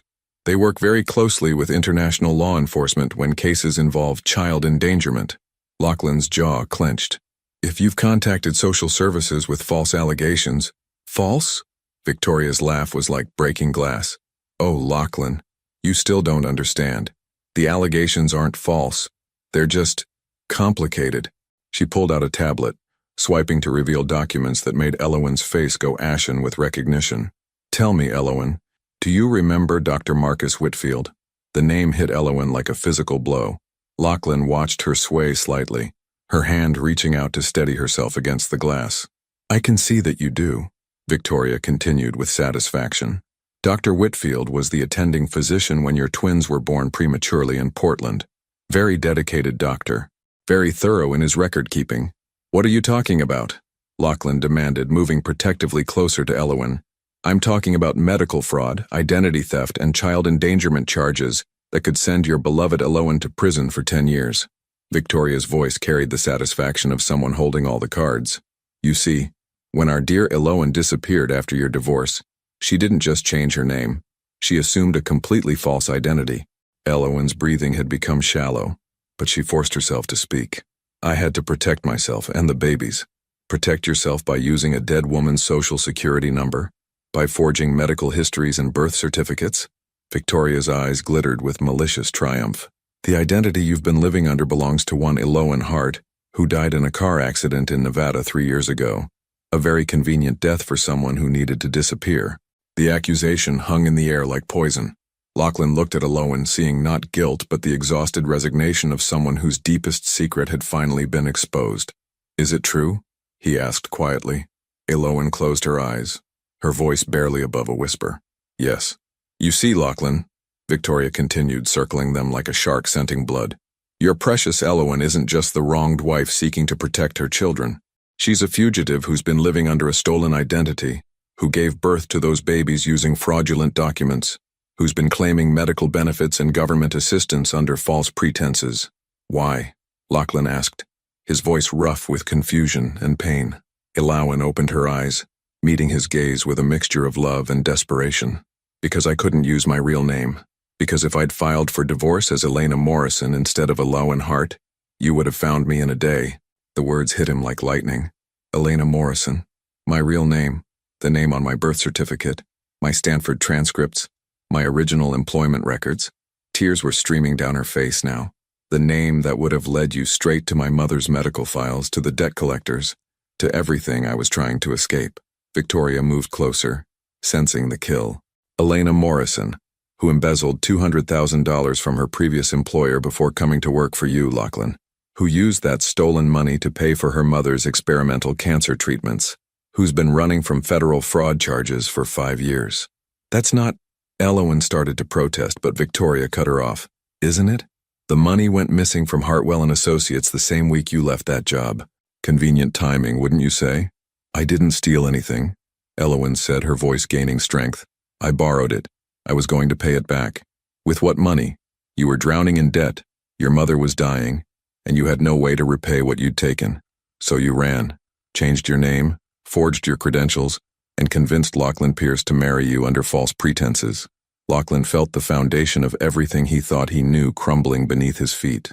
Elena, he said softly, testing the unfamiliar name. It doesn't matter what my name is, she said fiercely. It doesn't change who I am, or what we've been to each other, or what our children mean to us. Doesn't it? Victoria's voice carried false sympathy.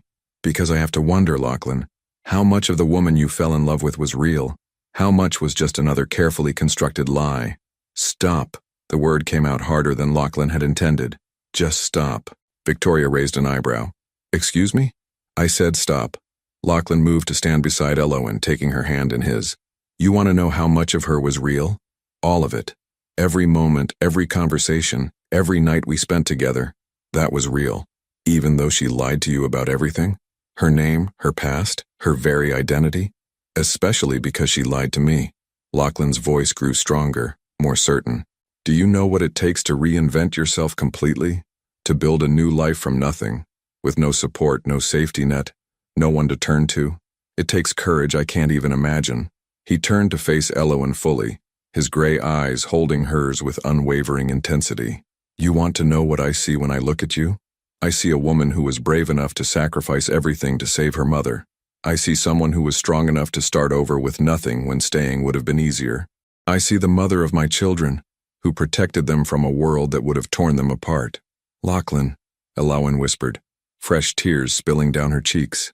I see the woman I fell in love with, whether her name is Elowen or Elena or anything else. Because your name isn't what makes you who you are. Your heart is, your courage is, your capacity to love despite everything you've been through. That's what makes you extraordinary. Victoria's composure cracked slightly. How touching. But love doesn't erase criminal charges, Lachlan. Love doesn't make fraud disappear. No, Lachlan agreed, but money does. Influence does. And I have both. He pulled out his phone, dialing a number Victoria recognized with growing alarm. Michael, it's Lachlan Pierce. I need you to wire transfer $500,000 to Hartwell & Associates immediately. Yes, tonight. With a letter stating that the funds represent repayment plus interest for a loan made to Elena Morrison 5 years ago. Full documentation, retroactive paperwork, whatever it takes to make this legal and binding. Victoria stepped forward, her mask finally slipping to reveal naked fury. You can't what? Pay back money that should have been repaid years ago? Hire the best lawyers in London to ensure my wife's safety? Use every resource at my disposal to protect my family? Lachlan's smile was sharp as a blade. Watch me. He ended the call and immediately dialed another number. Margaret, I need you to contact the U.S. Attorney's Office immediately. I'm prepared to make a full settlement for any outstanding charges against Elena Morrison, with the understanding that all charges will be dropped upon repayment. Yes, I know what time it is. Make it happen. Victoria was backing away now, realizing that her carefully laid trap was closing around her instead of its intended targets. This won't work, she said desperately. The identity fraud, the false documents, will be handled by the immigration lawyers I'm hiring tomorrow morning, Lachlan said calmly. Elena Morrison will resume her legal identity, with full documentation and government cooperation. The transition will be seamless. The children's birth certificates will be amended to reflect their mother's correct legal name. All medical records will be updated accordingly. Everything will be legitimate. Victoria stared at him in shock. You're willing to do all of this?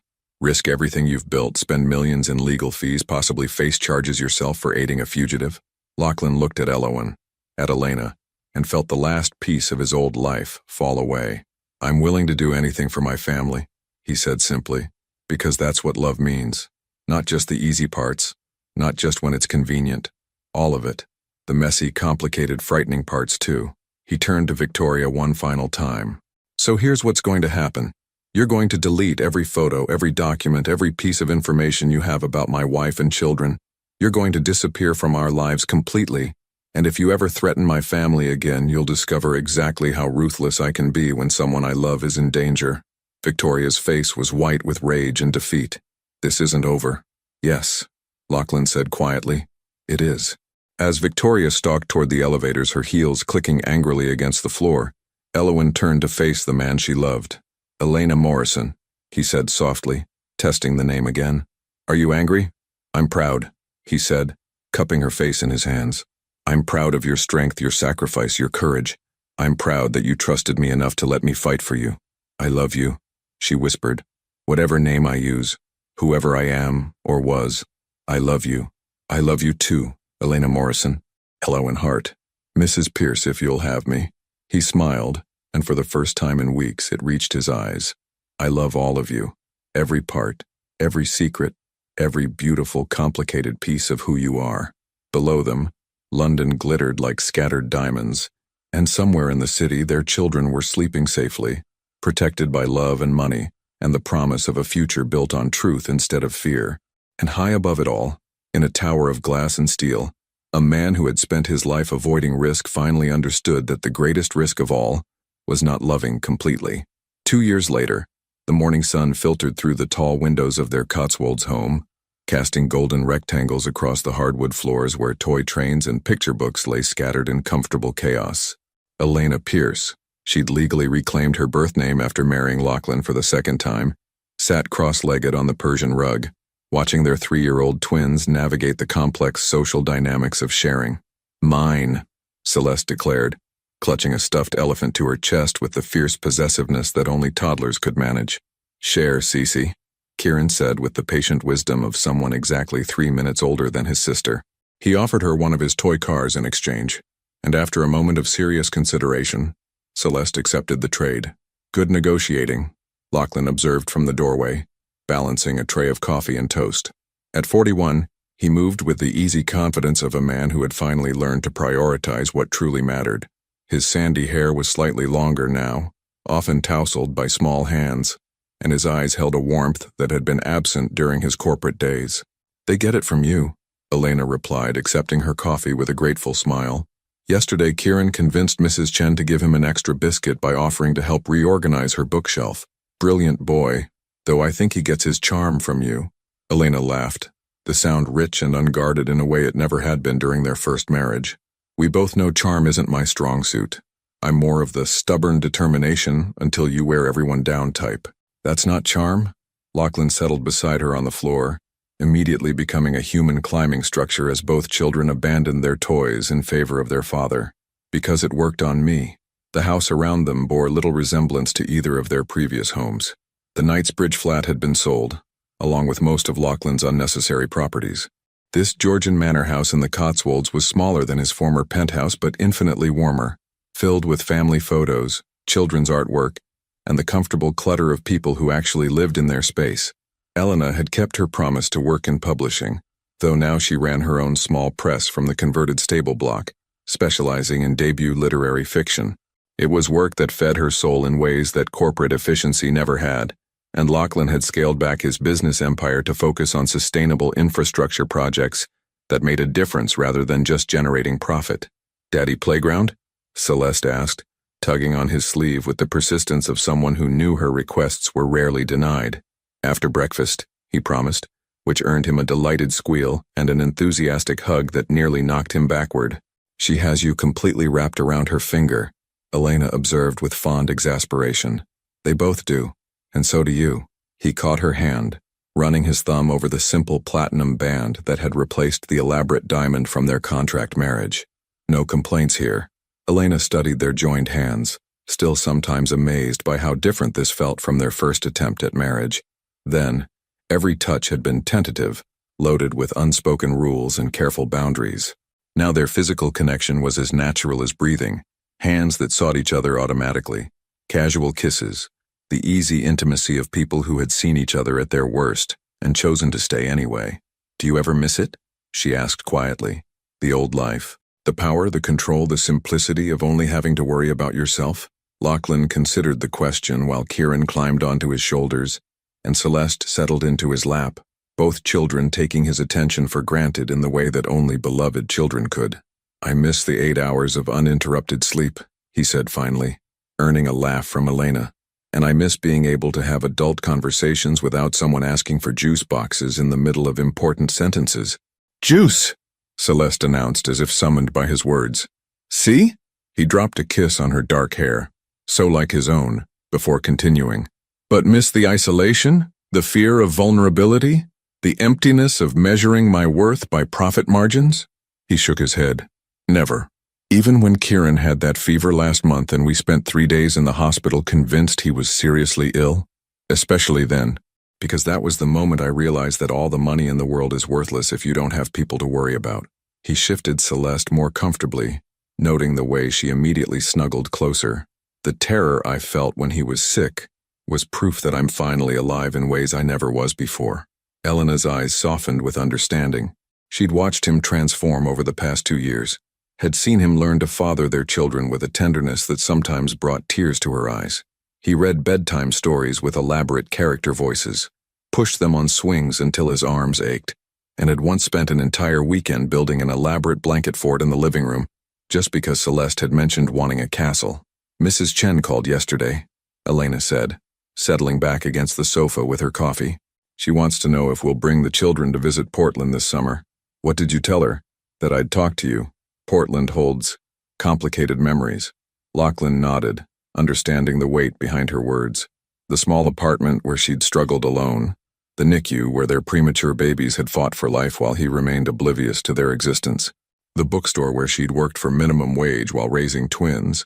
It was a chapter of their story that still carried pain despite its ultimate resolution. "We should go," he said finally. "The children should see where they were born. Meet the people who helped you when I couldn't. Mrs. Chen was your family when you needed one most. It won't be easy. The important things never are." He met her eyes over Kieran's head. "But we're stronger now, and I want our children to understand their whole story, not just the fairy tale ending." Kieran had fallen asleep against his father's shoulder, exhausted by the morning's excitement. Celeste was fighting sleep, but losing, her eyelids drooping despite her determined attempts to stay awake. "Nap time," Elena observed.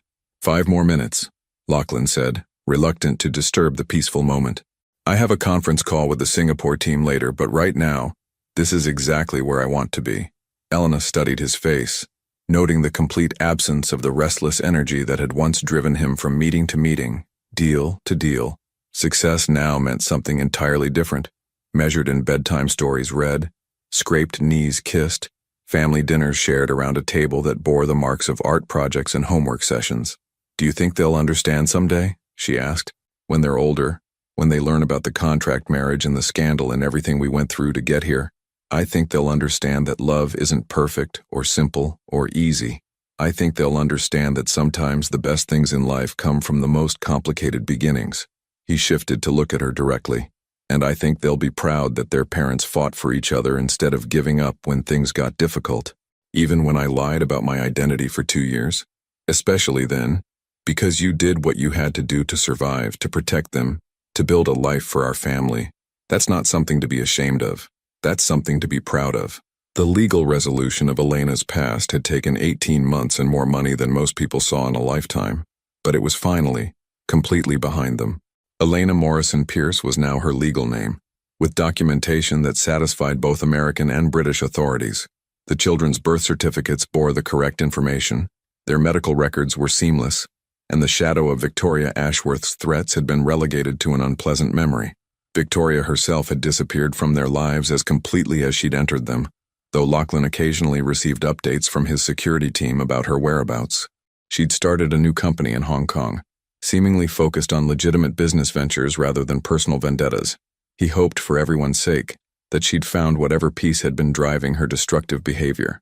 "Juice, Mama," Celeste mumbled sleepily, her request more automatic than urgent. "After your nap, sweetheart," Elena said softly, stroking her daughter's hair. "Promise? Promise." The simple exchange, the kind of ordinary moment that filled their days now, reminded Lachlan of how profoundly his definition of success had shifted. 2 years ago, promises were contracts, negotiations, strategic advantages. Now they were sacred commitments to small people who trusted him completely. His phone buzzed with a text from James, who had followed them to the Cotswolds and now managed their much simplified household with the same dedication he'd once applied to Lachlan's corporate schedule. "Singapore team requesting to move call earlier. Shall I reschedule for after nap time?" Lachlan typed back quickly. "Yes. Family time is non-negotiable." Elena noticed the exchange and smiled. "Remember when you used to take calls during dinner? I remember when I used to think business calls were more important than family dinner. Different person, different priorities. Better person," she corrected gently. "Person who finally learned what actually matters." Both children were fully asleep now, Kieran snoring softly against his father's shoulder while Celeste had curled into a perfect ball in Lachlan's lap. The morning sun had shifted, painting new patterns across the floor, and somewhere in the kitchen, their housekeeper was quietly preparing lunch. "We should put them down in their beds," Elena said, though she made no move to get up. "We should," Lachlan agreed, also staying perfectly still. They sat in comfortable silence, reluctant to break the spell of the moment. Outside, the Cotswolds countryside stretched in rolling green hills dotted with sheep and ancient stone walls. It was peaceful in a way that Lachlan's former life had never been, quiet enough to hear birds singing and wind moving through trees instead of traffic and construction and the constant hum of urban ambition. "I love you," Elena said suddenly, the words emerging without preamble or explanation. "I love you too," he replied immediately. "All of you. Forever. Even when I'm stubborn and overthink everything and insist on reading the children educational books instead of just fun stories. Especially when you do all of those things. Though I notice you've started adding more picture books to the rotation. They wear me down. Between you and the twins, I'm completely outnumbered by people who think bedtime stories should be entertainment rather than learning opportunities. Good thing you love us anyway. Best thing," she corrected. Later, after the children were settled in their beds and Lachlan had finished his conference call, they would walk through the village to pick up groceries, stopping to chat with neighbors who knew them simply as the Pierce family, rather than as tabloid headlines or business titans. They would prepare dinner together while the twins helped by sorting vegetables and stealing tastes of everything within reach. After bedtime stories and goodnight kisses, they would sit in their garden with glasses of wine, planning Kieran's upcoming birthday party and discussing Elena's latest manuscript submission. They would make love with the unhurried passion of people who had all the time in the world, and they would fall asleep with her head on his shoulder and his arm around her waist. It was an ordinary life, the kind that millions of people lived without fanfare or recognition. But for two people who had nearly lost each other to fear and pride and the weight of their own complicated histories, it was extraordinary in its simple perfection. "What are you thinking about?" Elena asked, noting the distant look in his eyes. "Just this. All of it. How different everything is from what I thought I wanted. Better or worse? Immeasurably better. So much better that I can't even remember who I was before you. Before them." He gestured toward the stairs where their children slept. "Sometimes I look back at my old life and it feels like it belonged to someone else entirely." It did, in a way. "We're both different people now. Better people. Happier people," she corrected. "More honest. More brave. More tired," he added with a laugh which earned him a gentle elbow to the ribs. "Worth it, though. Every sleepless night, every temper tantrum, every moment of chaos. Completely worth it." Elena curled closer to him on the sofa, fitting against his side with the ease of long practice. Outside, the afternoon was growing warm, and somewhere in the distance, church bells chimed the hour.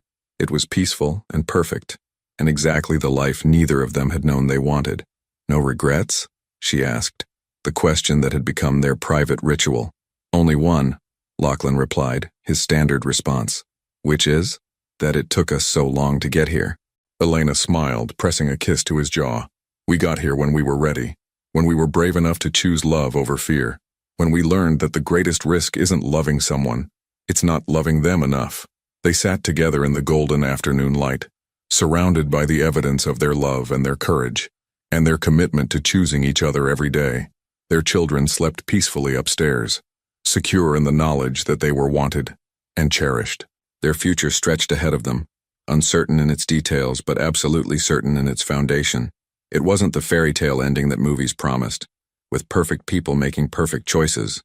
It was something better, the real-life ending that came from flawed people choosing to fight for each other, to grow together, to build something beautiful from the broken pieces of their past. And in a world that often seemed to reward cynicism over hope, their love stood as proof that sometimes, against all odds and expectations, the brave choice was also the right choice. Sometimes, love really was enough. Would you have made the same choice when faced with the decision between safety and love? Your participation means a lot to the channel. Please share your thoughts in the comments. Thank you for watching. If you enjoyed the story, please subscribe to our channel and leave a comment below letting us know what you thought. Your feedback and support mean a lot to us. Stay tuned for more exciting stories.